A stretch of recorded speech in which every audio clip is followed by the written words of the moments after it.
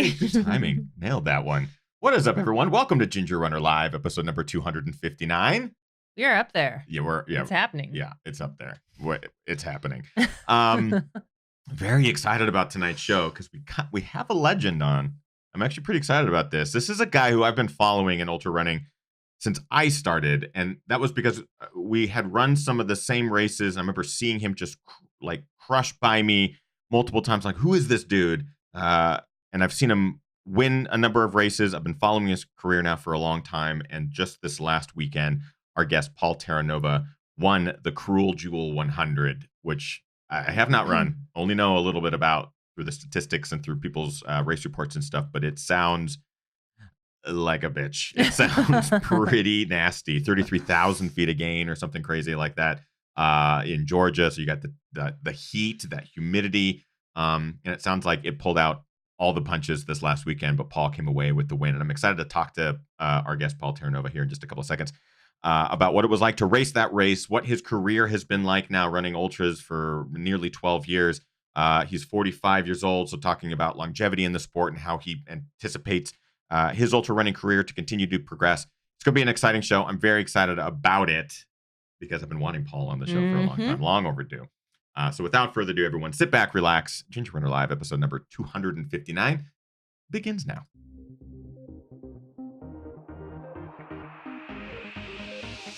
Ginger Runner.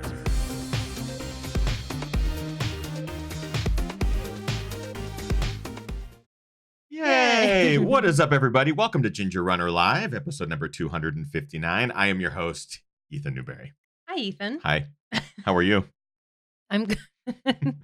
Unexpected I have just turn of been, events I've here been at the top. running around trying to Keep wrangle Gus, our dog, who should be exhausted because he did a big workout today. Yeah, we were like, Gus has been high energy around showtime on Monday nights. Now we're like, let's spend a little bit of Monday wearing him out. Apparently that didn't work today. He's jacked it's like up. the reverse. He has all the adrenaline now.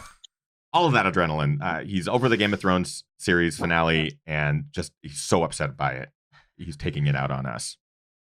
I can't believe I already dropped a Game of Thrones reference and we're not even 3 minutes into I almost the show. said a spoiler, but I won't, just in case. Well, yeah, I don't know. I don't want to say anything about any dragons. Welcome to the show, everyone. Thank you very much for taking some time out of your busy Mondays to spend a little bit of it with us tonight. Tonight's show I'm very excited about because our guest is a legend in ultra running. He's been just making a name for himself long before I got into the sport, and I'm really, really excited to. Paul, I think I hear a little bit of an echo. Did you just unplug your headphones? I think he's fixing it now. Yeah. Well, or just go ahead and turn your volume down a little bit. All right. It's getting a little bit of feedback. Regardless, I'm very, very excited to have Paul Terranova on the show tonight. He has either won or podiumed almost every single race that he's participated in, which is pretty awesome. I don't want to say this is the first time I heard about him because I've heard about him before this, but I remember the first time I was sort of racing. I'm not going to say racing against or with because he's just so much faster. Turned around and ran through the finish line. Quicksilver 100K in 2000, I believe it was 15. Was my second 100K, and I got to mile 42, picked up my wife, Kim, for the last 20 miles as my pacer. And as I'm like half dead, half making this happen, half wanting to quit, Paul Terranova finishes. I remember seeing him cross that finish line as I was heading back out to finish up the race, last 20 miles. I'm just like, no, how is he already done? But of course, you're so happy because it's Paul Terranova, and he's just the kindest guy ever. Lots of stories to share with you about this man, and I'm going to introduce him in just a second. We have a couple people that we like to thank at the top of every show before we really dig into it, and that is our Patreon supporters. Those of you who support us on Patreon, patreon.com/thegingerrunner. From $1 on up, you are the reason that we are able to do this live podcast, our reviews, our films, everything. You're the reason that we're able to do this here from Ginger Runner HQ. 3 individuals in particular at that top tier. Brian Sands, longtime friend, longtime supporter, really inspirational story, has lost over 100 pounds, trained for his first marathon, first 50K, training now for his first 50 miler. Just a wonderful human and very, very inspiring. And a lot of our community just looks up to this guy as just a great story. Chris Lee in Hong Kong and his organization Trailblazer, they do a great job of showcasing the trails right there outside of Hong Kong. If you ever find yourself in that region, whether racing or just want to explore, Chris and his organization are the ones to reach out to. So big shout out to Chris. And Rick Bjarnason and his team at cheekymonkeymedia.ca. They're a web design company. They redid the gingerrunner.com website. You can go check it out right now. But Rick's an ultra runner himself. He just ran our race, Tiger Claw, and made it look too easy. So we'll make it harder for him next year. For only him. Everyone else will have the same easy Tiger Claw race experience. Rick will have something more difficult. But a big shout out to Rick, Chris, and Brian. Thank you guys so much for helping our show happen. Without further ado, our guest comes to us from, I believe he's back home in Texas now. He'll have to correct me if I'm wrong, but he was just in Georgia crushing Cruel Jewel 100. Without further ado, Paul Terranova. Yay! How are you? Thank you. Thank you very much. And yes, back in Austin, Texas. Got the first flight out of Atlanta yesterday morning and getting settled and back to work today and back to the grind. Back to work already? Oh, yeah. Oh, man. No rest for the weary.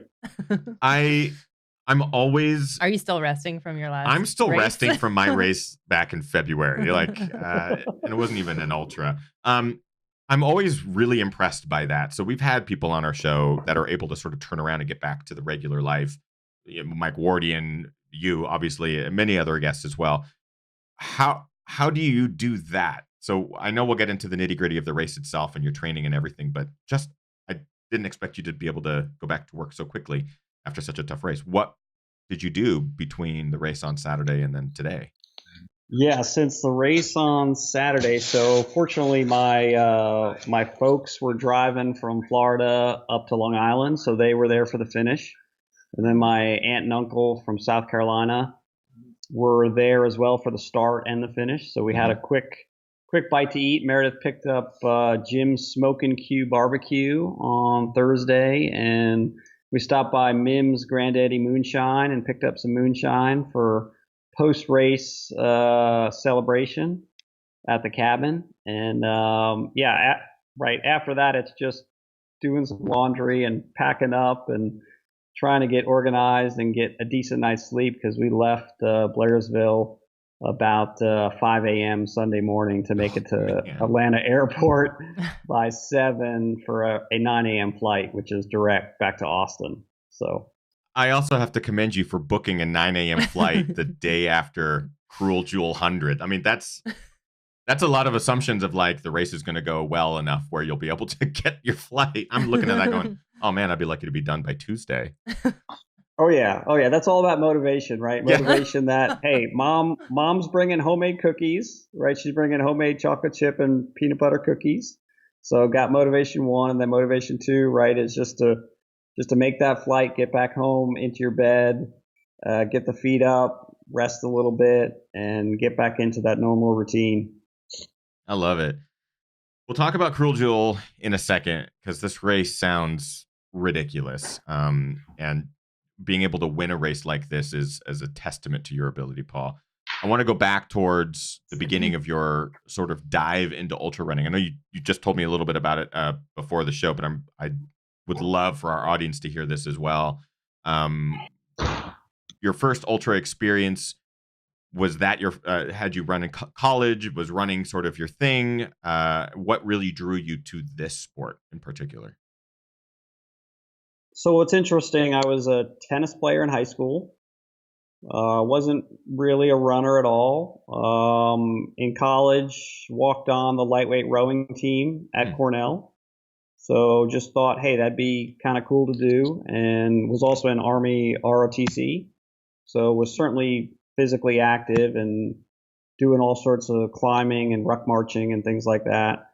And yeah, by the end of 4 years of rowing and running back and forth to the boathouse and back to the dining hall, you realize, hey, I'm a pretty good runner, right? Just by virtue of making it back to the dining hall to get food at the end of practice.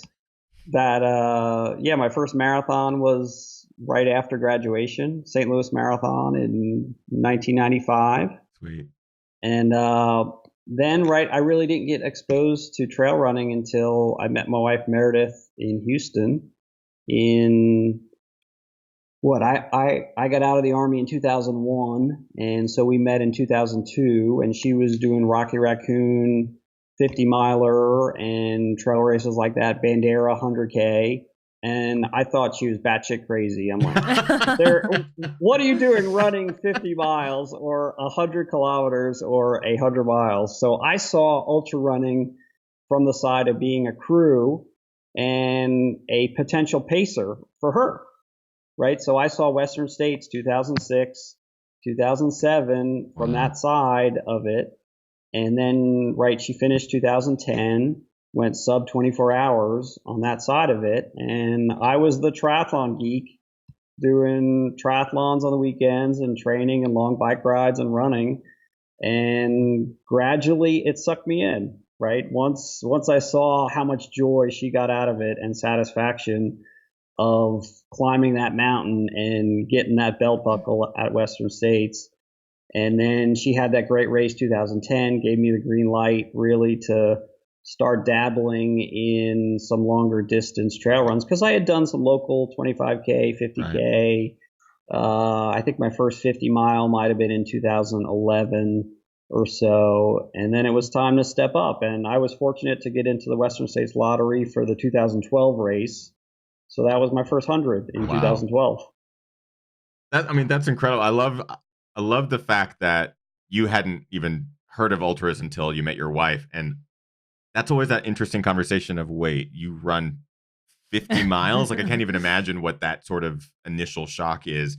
But it's obvious that something won over triathlon. And I'm curious, like, how did that conversation go down between you and Meredith as far as who's going to dabble in which sport? So is Meredith going to do some triathlon, or are you going to do some ultras?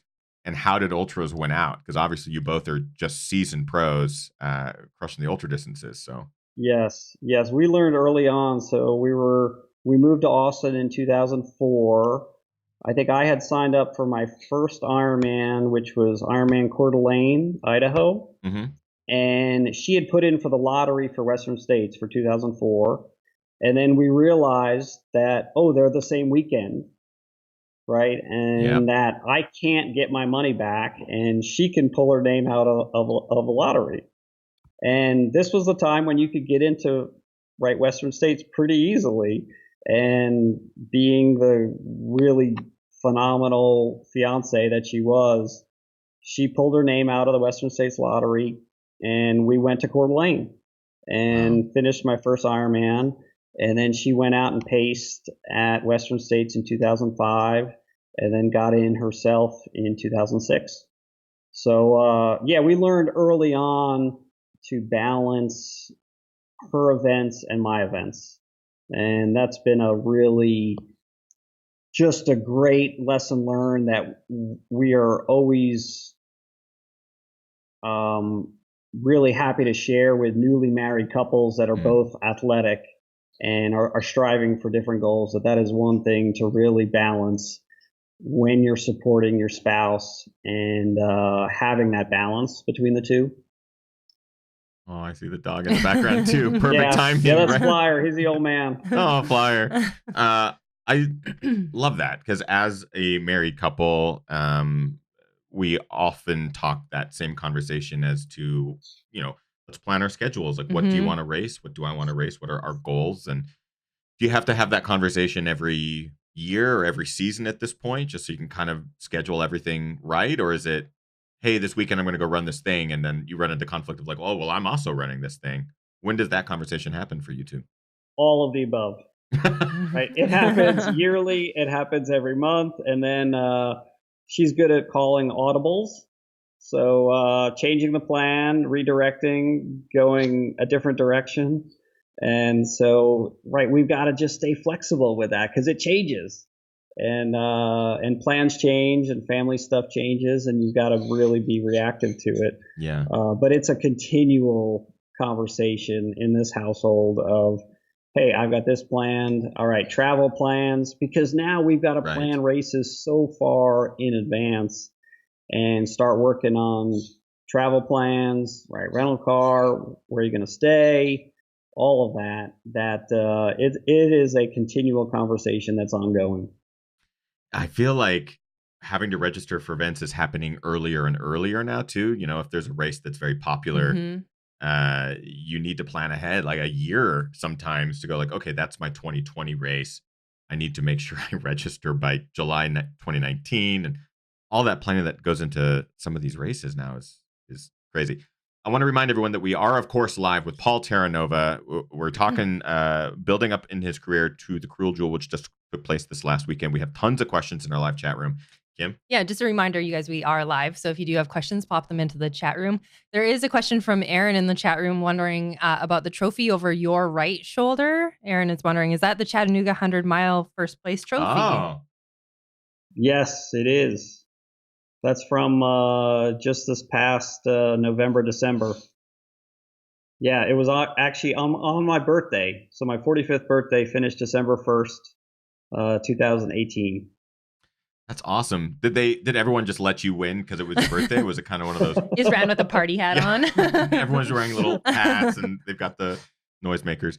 Congratulations, man. I love the trophy too. And I noticed that we also have Lindsay Hamoudi in the chat room as well. Lindsay's a friend of ours, has crushed Cascade Crest. Third. Placed third, I believe there. This, yeah, and Lindsay had a comment. Lindsay just said, just an amazing performance, Paul. I think I passed you at mile 3 for maybe 90 seconds before you glided by on the big climb. Then I never saw you again. Yes, we got to share some good miles together early on, and yeah, that was really fun. I'm so excited to kind of talk about your build up. You just mentioned that you didn't even start running hundreds until the last 7 years or so. So you had been doing some ultras up until obviously Meredith ran Western States and stuff like that. So I feel like you're just getting your feet wet, 7 years in 100 milers, and still the amount that you've won or podiumed is amazing. Did this race, Cruel Jewel, feel any different than the ones previous? Was the effort different? Was there anything about it that made it feel more special or unique compared to some of the other 100 finishes that you have? This one's certainly coming after. So I did Chattanooga 100, right, which was coming. So last summer I stress fractured my femur, so had a pretty major injury mid shaft of the femur. So Chattanooga 100 was somewhat my comeback 100 from recovery from that, and really the motivation behind and somewhat speaking to what you were talking about race planning and planning ahead, was I realized last summer that, hey, I don't have enough points for 2020 for UTMB or for 2019 for UTMB if I want to do UTMB if I don't get into Hard Rock. Right. So that's one race I've been trying to get into. This will be my 8th year getting in for the lottery. So Chattanooga 100, I needed points for UTMB for this year. So that was big motivation for getting in for that. Of course. And then the win was just phenomenal, right? Particularly coming off an injury and all the training. And so then Hurt 100 was in January. And just huge climbing on that, 25,000 feet of climbing. So a little under prepared just because of time. Just didn't have enough time on feet to get that climbing and descending in. Right. So going into Cruel Jewel, knowing that, hey, this is my refresh Hard Rock qualifier for next year and the year after. That was goal number one, right? Get the finish, get the Hard Rock qualifier done, then compete for the win. And then, hey, see how close you can get to 24 hours or 25 hours, right? Because that's a pretty competitive time there. Nicodemus has gone sub 24. Carl's gone second fastest. So, hey, to bring it in just right around 25 hours, I was really, really stoked with that. And, to put together a good block of training after Hurt and come back here puts me in good shape for UTMB coming up in August. It's kind of crazy to think that, Hurt 100 is a perfect example. You ran that in January and placed 9th, by the way. I want to point that out as well. That race is notoriously technical. It has tons of gain. It's super hot and humid some years and mud other years. There's so many factors that make that race just so astronomically difficult. and then to do that in January, and then to do this one, Cruel Jewel. Those are two very, very tough hundreds that most people would be happy to complete one of those in a year, and maybe supplement with some other fun races that take less of a toll on the body. But right out of the gate, you're obviously making a pretty good name for yourself in these technical races. Is this all UTMB based training at this point? Are your eyes set on the French Alps? For sure, for this year, right? UTMB this August, then knock on wood, come the lottery in December for Hard Rock, and would like to take a crack at the Rocky Mountain Slam. I Grand Slammed in 2012, so that was my intro to ultra running, was Western States, Vermont, Leadville, Wasatch, and then the Ironman World Championship. Oh my God, 5 weeks Paul. after Washats. So, yeah, I'm hoping 2020 has Rocky Mountain Slam written all over it. I like that as Paul's intro to ultra running. Hey. It looks a little different than my intro to ultra running. Just like a little bit different. And like most people's intro to ultra running is like dabbling in a 50K and then celebrating with pizza for 6 months. Right. Paul's like, let's just run 100 milers like every couple of weeks all summer. No big deal. And especially these like some of the most difficult hundreds to boot. Again, we have tons of live questions. Let's go ahead and get to some of those. Yeah, you mentioned the femur fracture a minute ago. Nathaniel in the chat room had a question saying, can you describe your thoughts upon discovering the injury and what did you do for recovery? Sure. So it happened almost a year ago, Memorial Day weekend, just because I was in for Western States, had a sponsor slot from Jolbo for last year. Mm-hmm. And training camp up in Colorado Springs, just went for 4-hour training run, fairly normal. And at the end of it, felt this rather odd pain, not in my thigh area, but lower right knee, leg area. And, something similar to IT band, whatnot. And, yeah, it took a good month to figure out what was going on, because the pain presentation was lower leg. It wasn't in the thigh. And, yeah, and then went out to Western States, thinking that it was healing and getting better. And, yeah, the Thursday before Western States last year, went down to get it worked on.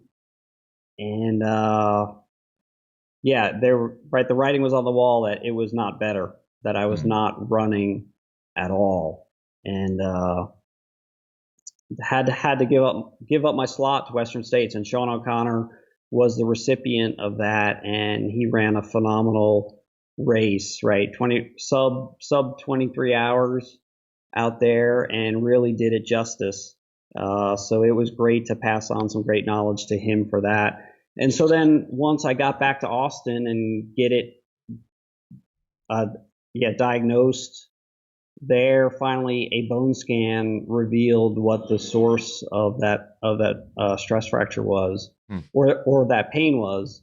Then the path to recovery was fairly straightforward. Crutches for a couple weeks, then some non-weight bearing activity, Alter-G treadmill, and then back to some ground running. And so, yeah, every running step now is a gift. It's a blessing to be healthy, and yeah, to be through that, because that was really, really hard to go through. And having been in really great shape going into Western States last year, and was supposed to do Tour de Gens last year as well. So pulling out of Western States, collegiate loop, which I was going to do with Nick Petitella, had to pull the plug on that, and then pull the plug on Italy. So yeah, had some disappointments last year. So that's what's made Chattanooga and Hurt and Cruel Jewel even more special.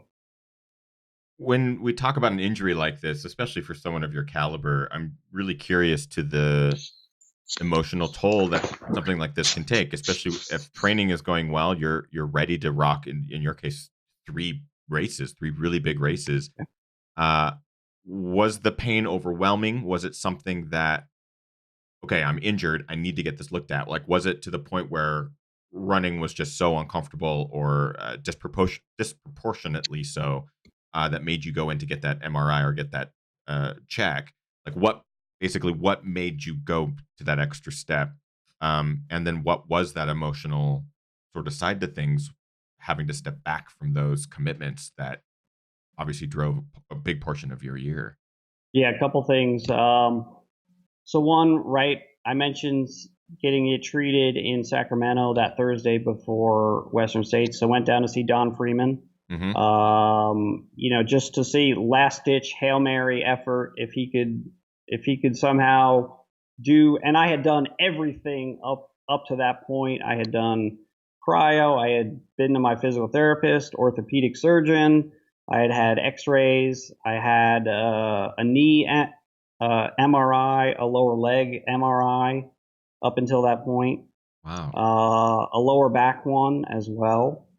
And Meredith took a video of me running in Don's parking lot, and just hideous what it looked like. So that was one sign. The other sign, so Dr. John Diana, right, medical researcher for Western States, orthopedic surgeon.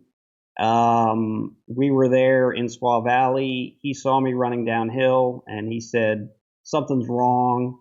Something's not right. If you continue running, you're going to hurt something else. And so I have huge thanks and respect for both John and Don for helping guide me at that point. The other thing, right, race director Craig Thornley, as I shared with him what was going on about, hey, here's the position I'm in. I've got this slot. I don't know if I'm going to be able to race.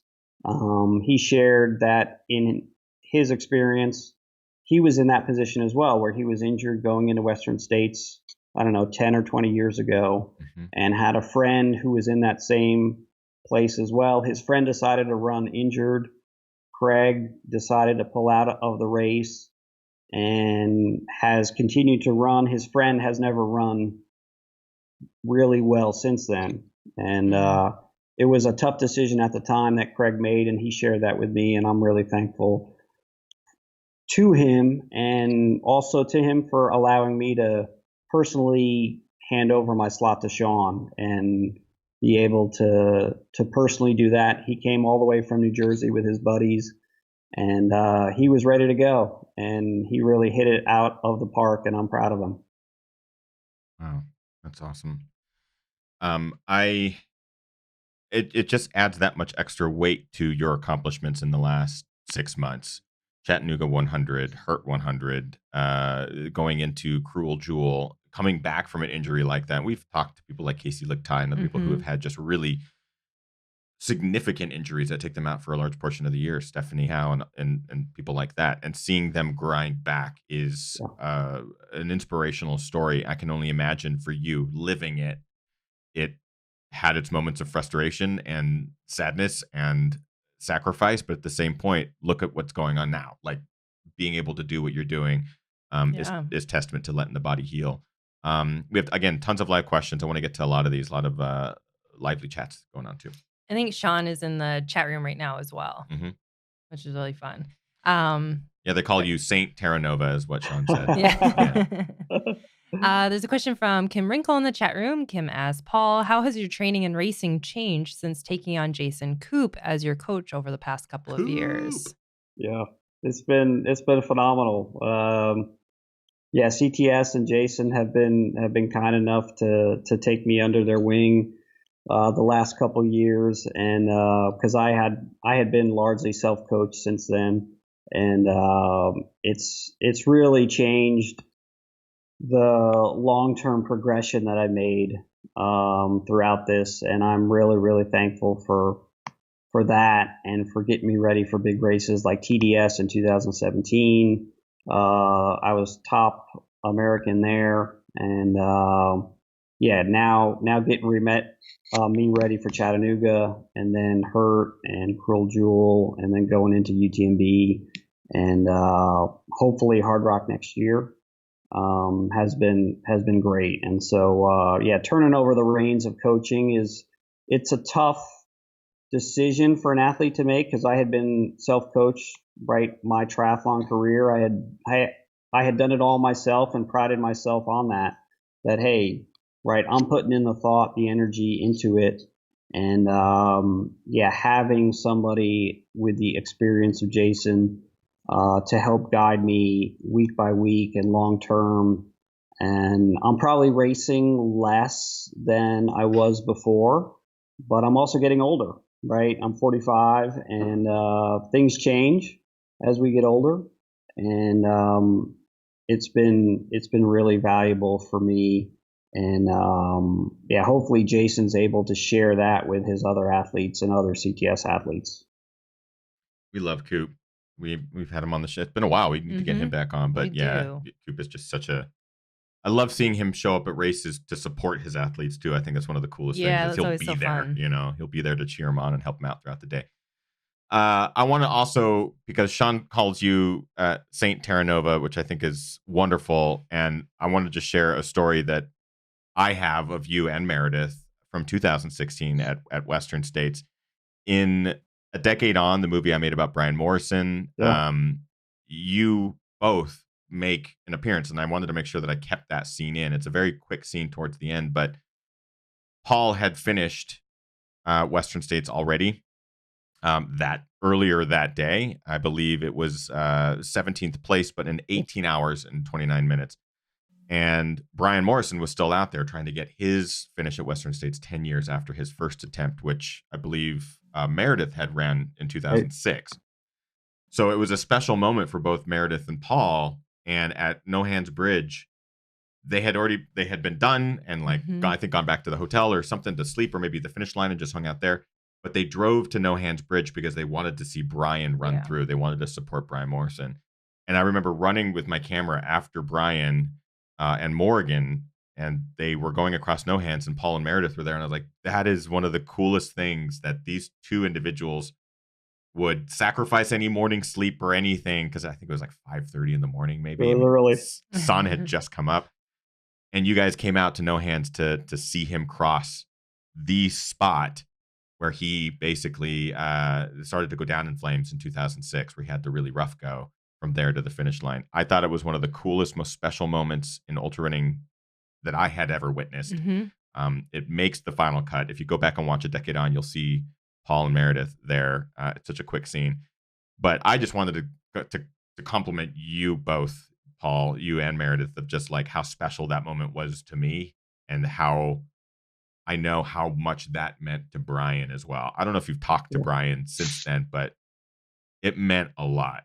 And I don't think he realized it in that moment. I don't think he remembers that, but he's watched that film a number of times since. And every time he's like, I can't believe that they came to see me cross No Hands. It was like a really, really wonderful moment. So, well, it's special. Western States is a special race for us as a family, and we're always happy to share it with others that want to experience it the right way. And Brian coming back the way he did is really inspirational for us. For that, we're fortunate too that our homestay in Auburn is nearby, No Hands Bridge, so it was easy to get to, and really thankful for that. And we've got such fond memories, right? 2006 all throughout the years of that. And that was the least that we could do was to see him complete that journey back to the track at the high school. There's probably a handful of people that day in 2016 that knew about Brian's story. I know that John made a big point about it at the pre-race briefing to sort of mention Brian's comeback 10 years later. And they did a really great job of that. I don't know how many racers before that had even knew that was going to happen.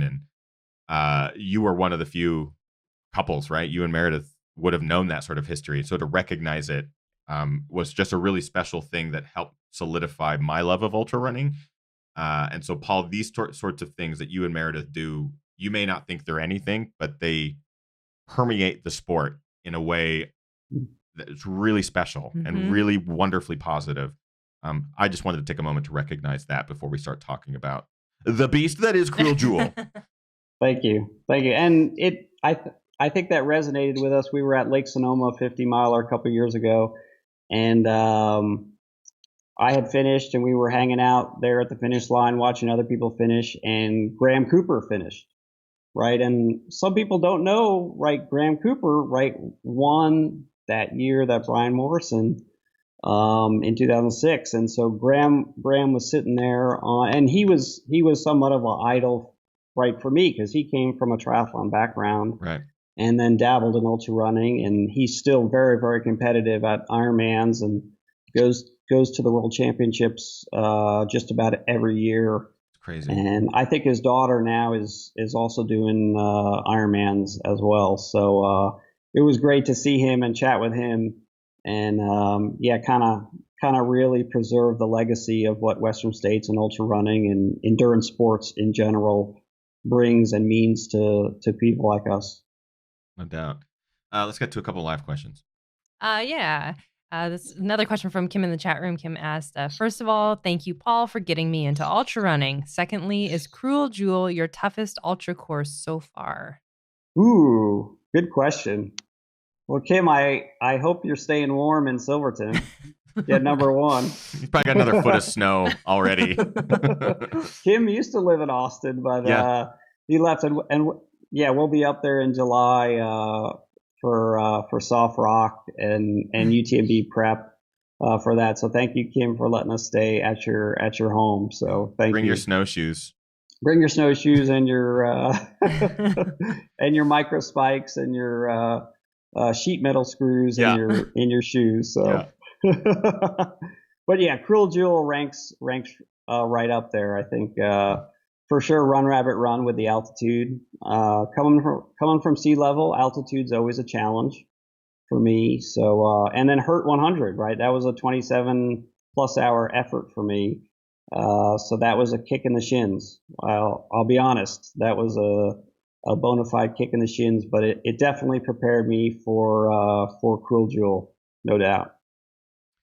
Yeah, it's an honest one, and right, it's no wonder it's a Western States qualifier, UTMB max points, and Hard Rock qualifier.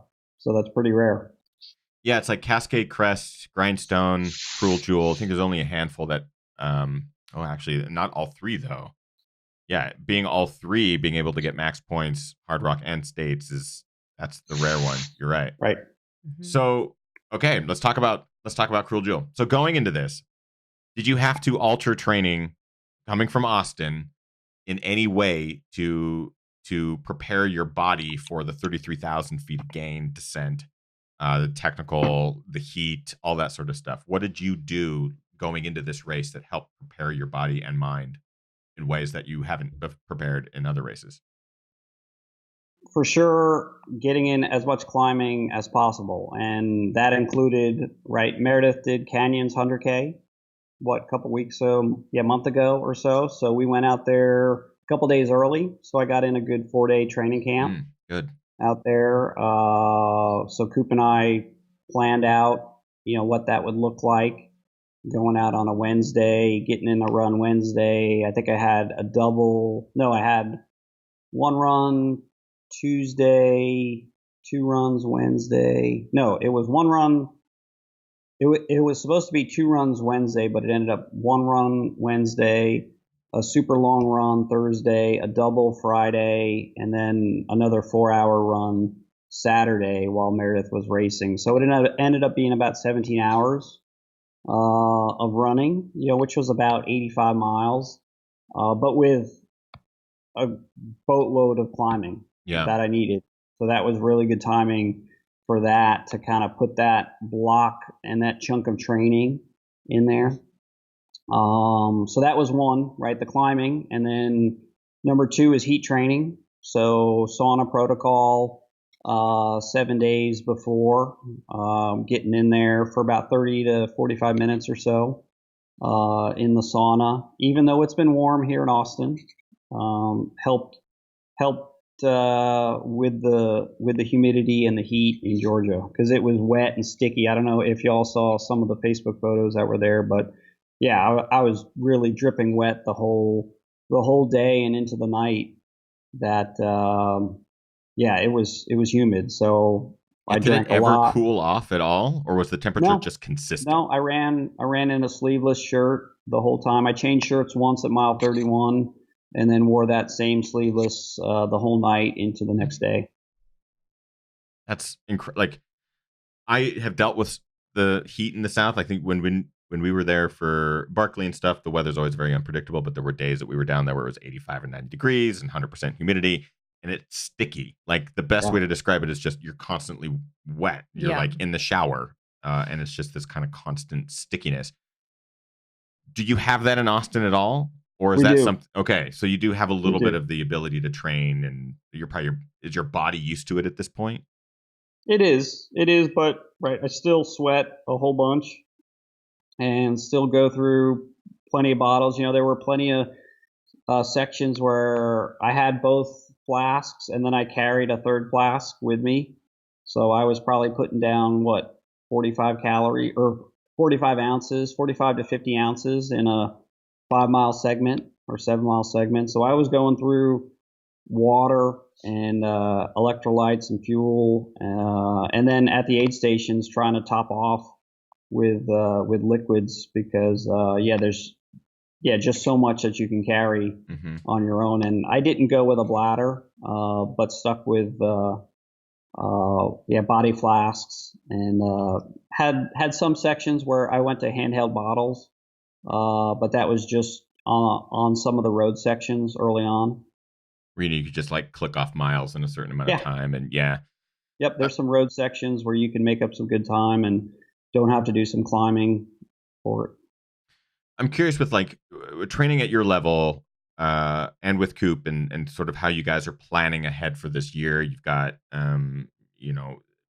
obviously, UTMB and other races that will require a lot of time out in the mountains, a lot of climbing, extra duration on feet, and really grinding through higher gears. Are you training based off of mileages? Are you training based off of time? Does that change week to week? And are you maxing out at a certain mileage 3 weeks before the race, or is it more of a kind of a consistent grind?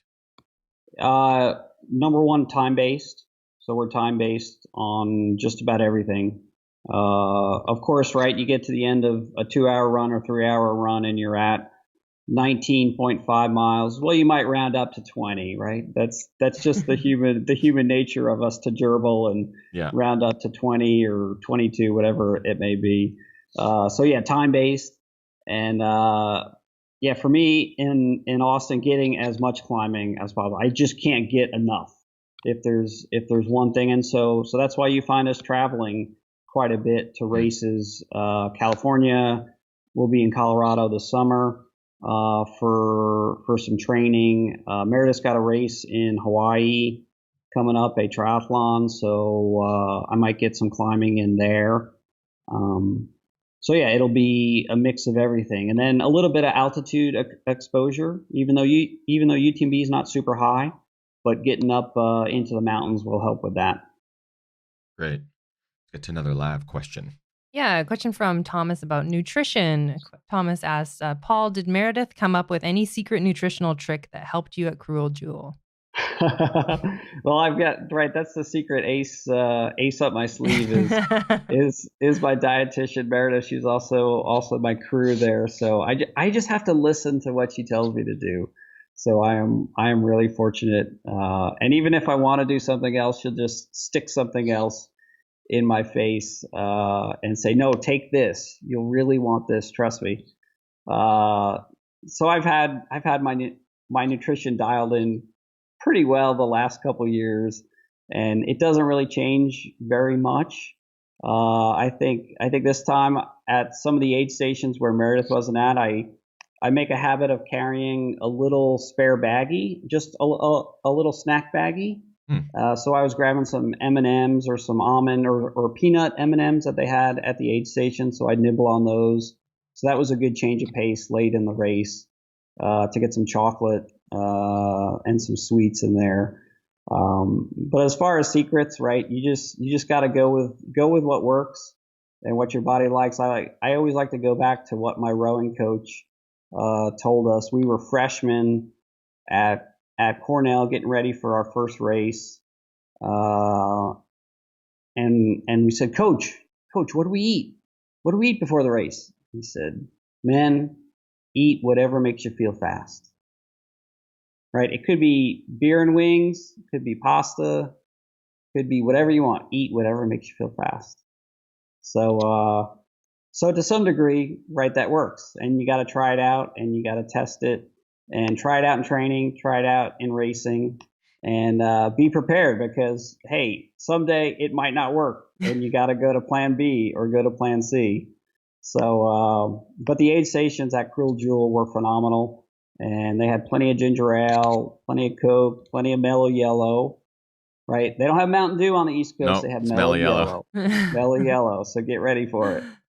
I love just the idea of eat what makes you feel fast. I think that just simplifies all the conversation we've had on the show as far as, well, what do you eat before? And like, what's the pre-night ritual and that sort of thing. And just eat what makes you feel fast. But I also like that Paul does a snack baggie because I also do that. So it makes me feel like maybe I'm doing something right. I think that was one of the first things we learned in Ultra is carry along a Ziploc, and you're going to use it Fill to it with your fill snacks. it with snacks. Off you go. Yes. Yeah, take them as you go because you can eat that as you go. You don't have to be at the aid station sitting around killing time. I think I actually learned that from, she was, I think, a 71-year-old ultra runner, or like a 69. She told me her age, and I just remember going, wow. At Cuyamaca, my first 100K, I was walking the death march, and she comes up behind me just looking lively and she's like, I'm going to run with you. You're coming with me. We're going to get to that aid station. I'm going to give you a Ziploc, and you're going to eat everything that looks good, and you're going to carry that for the rest of your race. And ever since, I've always carried an extra Ziploc for snack time. I forget her name. I need to go back and figure out who it was because I have talked about her a lot. Who the 70-year-old woman that beat you was? Did she beat you? Probably. I would not be surprised. Because she knew the snack baggie trick before you. She'd been doing it all day. Yeah, I would not be surprised. She was pretty. Ultra sign up. We can find it. I know. I'm going to go back and figure it out. Let's get to one more live question, then we're going to talk about a little bit towards the end of Cruel Jewel. There's a question from Mike, and this is an interesting question. Mike says, Paul, what would you say is the biggest selling point for a West Coaster to make the pilgrimage to the East Coast for a race? Great question. Ooh. Well, they don't call it the Beast Coast for nothing, right? So go over there, experience an East Coast race, whether it's a David Horton race or Clark Zeeland, with Mountain Masochist 50 or Hellgate or any of those East Coast races. They're tough, and those courses are tough. And look to somebody like Brian Rozecki, right, up in Massachusetts, right? He's a tough runner there. So and they have good post race as well, and a lot of those races sponsored by Patagonia. So you end up, if you go top 10, you end up with a good Patagonia puffy jacket or vest or something like that. So they really do it right. That's motivation. Patagonia stuff. We'll get top 10. That's it. That's all we got to do. Yep. Easy. Got my snack or baggie. Ethan, Easy. If you sign up for the series, right, they have a whole series of races. If you complete the series, then there's another Patagonia puffy jacket or fleece jacket or sweater that they dangle in front of you. I'm like, I don't even care about the races at this point. I just want a Patagonia puffy. That's all I want. How bad do you want it? I know, how bad do you want it? I want it so bad. I want it so bad. I'm really curious. Did you ever?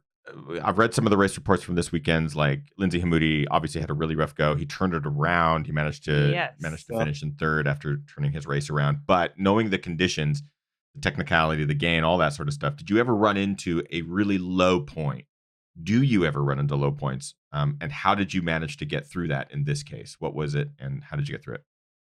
This race, I was really positive the whole day and really didn't have a low point at all. I knew Meredith was keeping tabs on Andrew Miller, right? Because he was anywhere 30 to 15 minutes behind me at some point. So I knew I couldn't take it easy at all, and I needed to keep pressing forward.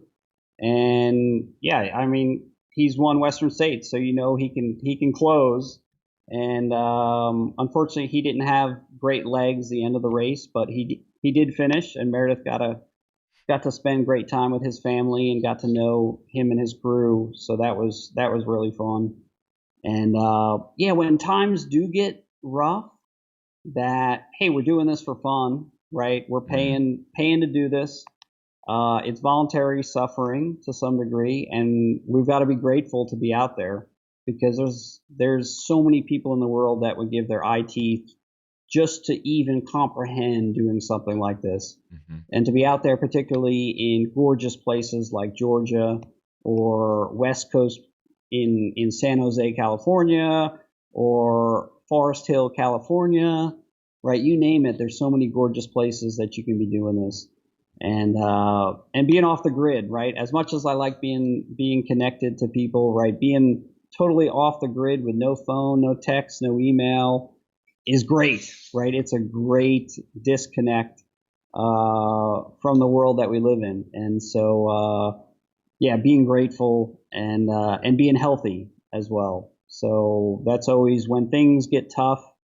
I think back to that and how grateful I am to have family and friends that love me and support me, and hopefully inspire other people to keep going when things get tough.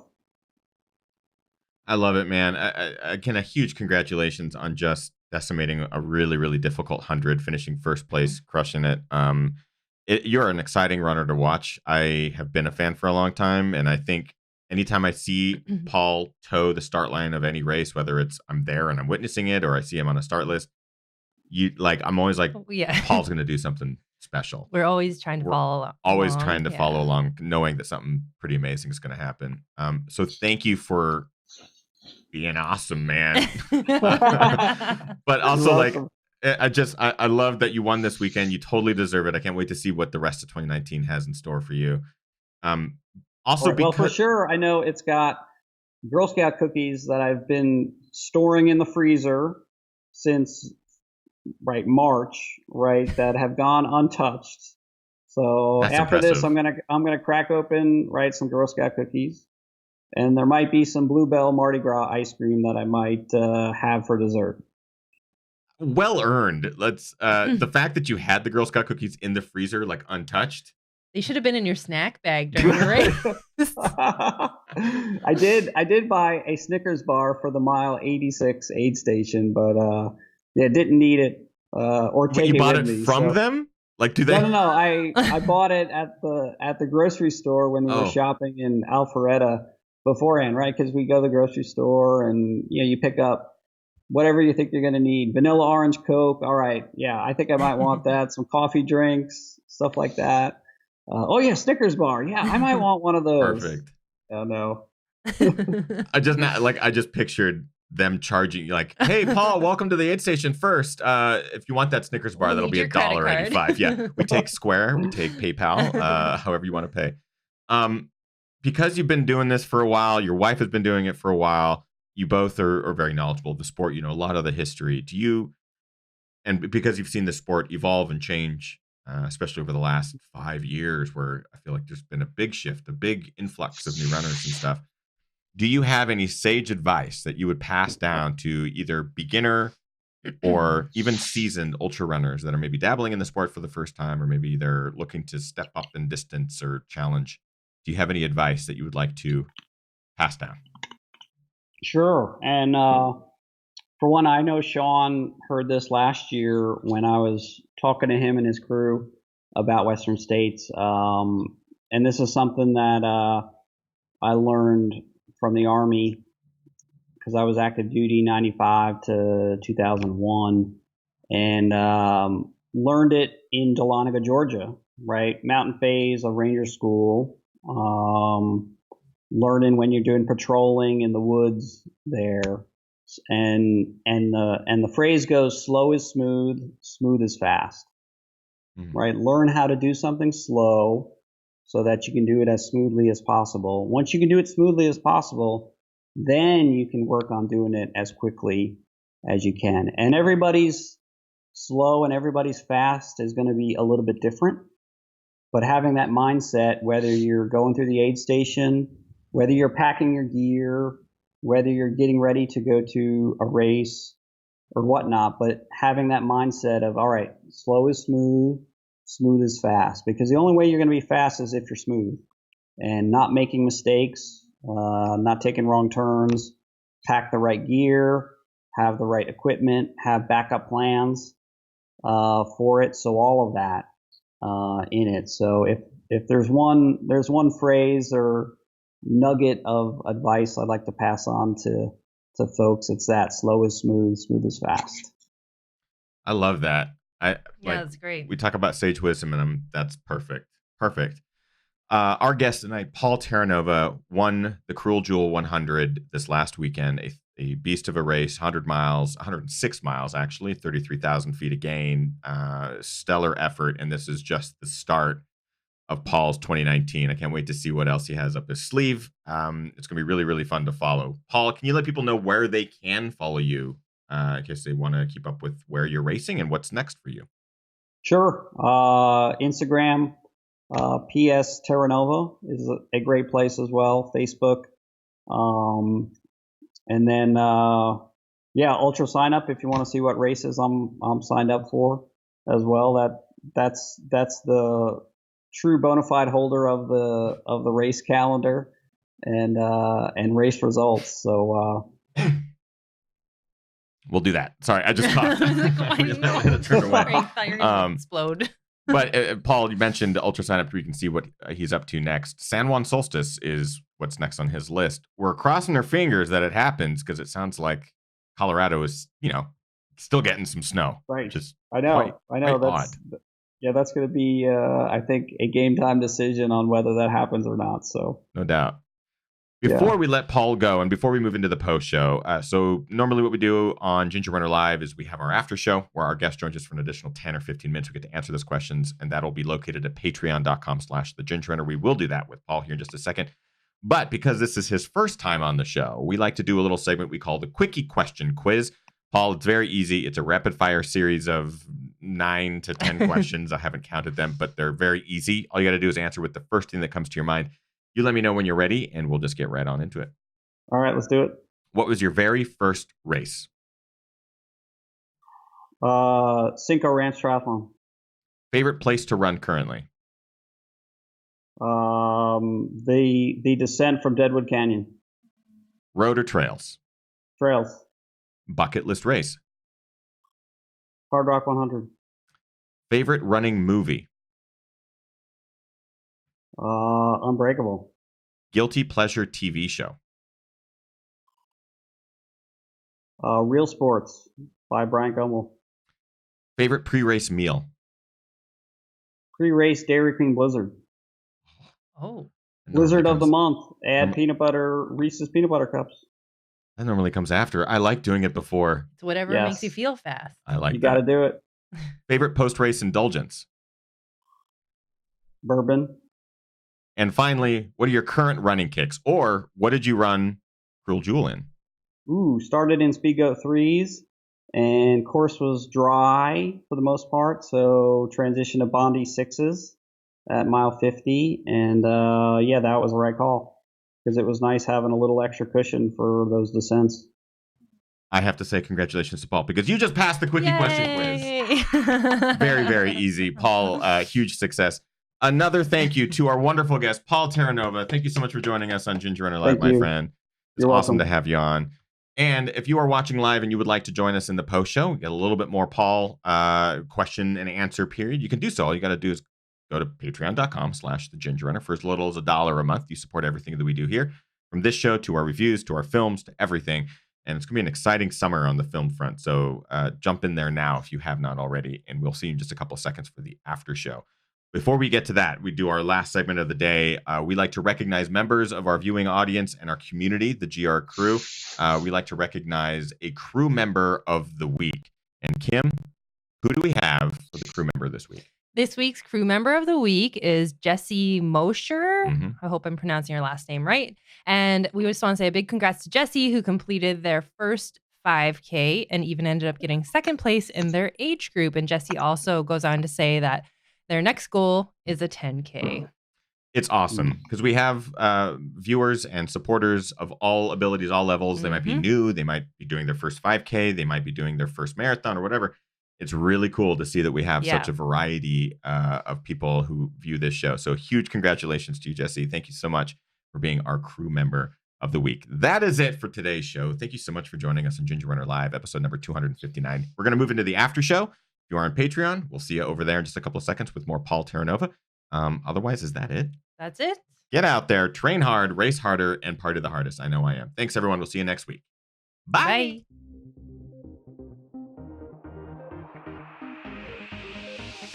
Ginger Runner.